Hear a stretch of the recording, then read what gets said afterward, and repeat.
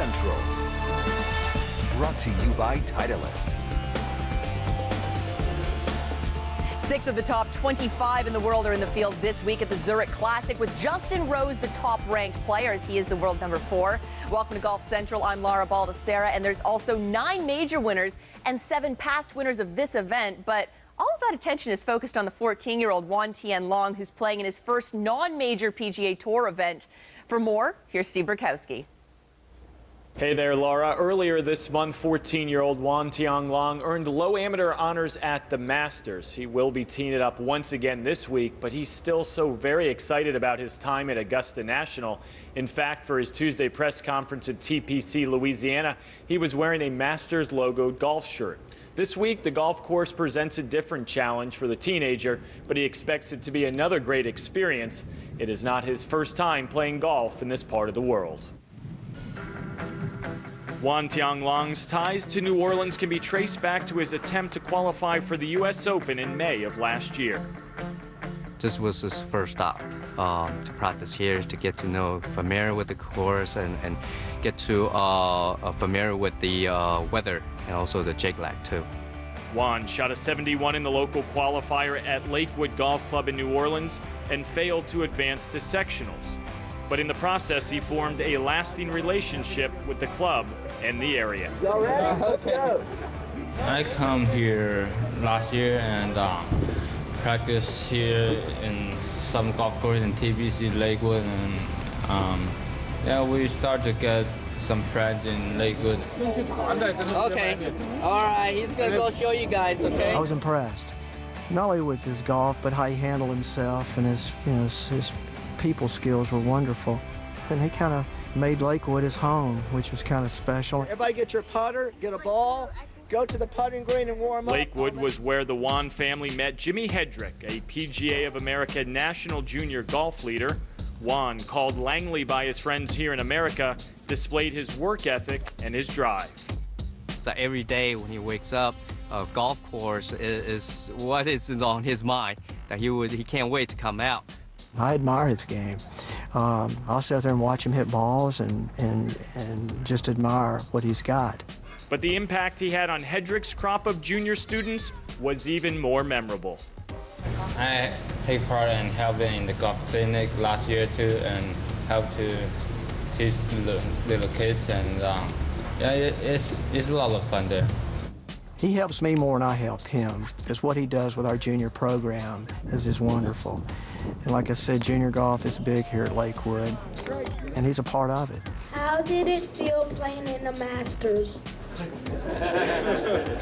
Our junior golfers look up to him.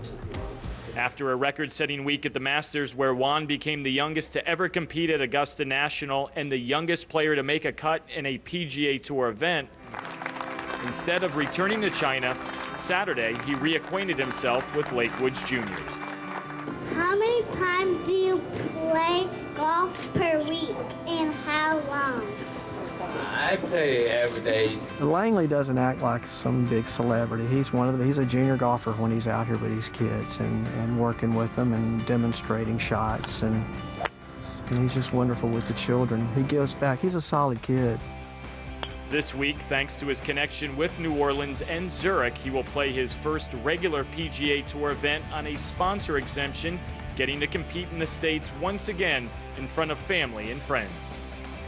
Zurich is one of the founding partners of the Asia Pacific Amateur, which he wanted to qualify for the Masters, and great to have him here. I really appreciate it they come here to watch me. He's a hero to all of us at Lakewood and New Orleans. Right here.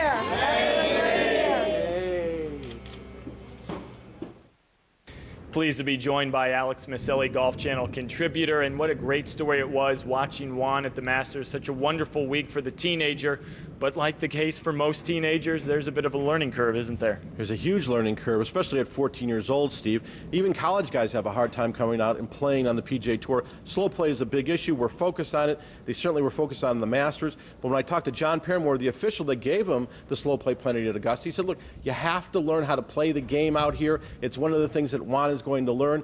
You have to understand when an official shows up, you speed up. When an official leaves, then you can go back to your normal routine. It is one of the things that he must have learned from the Masters, and certainly will take away when he's here at Zurich this week. I don't think there's any problem with it, but as you said, 14 years old, a lot to learn, big experiences coming up for him. Absolutely, a great opportunity on the docket for him this week. Looking ahead to next week on the PGA Tour, the Wells Fargo Championship. Tiger Woods, a winner of that event in 2007, but news came out on Tuesday that said Tiger would not be in the field this year. How surprised are you? Well, I'm not very surprised. His agent, Mark Steinberg, said, look, he likes to take 3 weeks off after the first major of the year.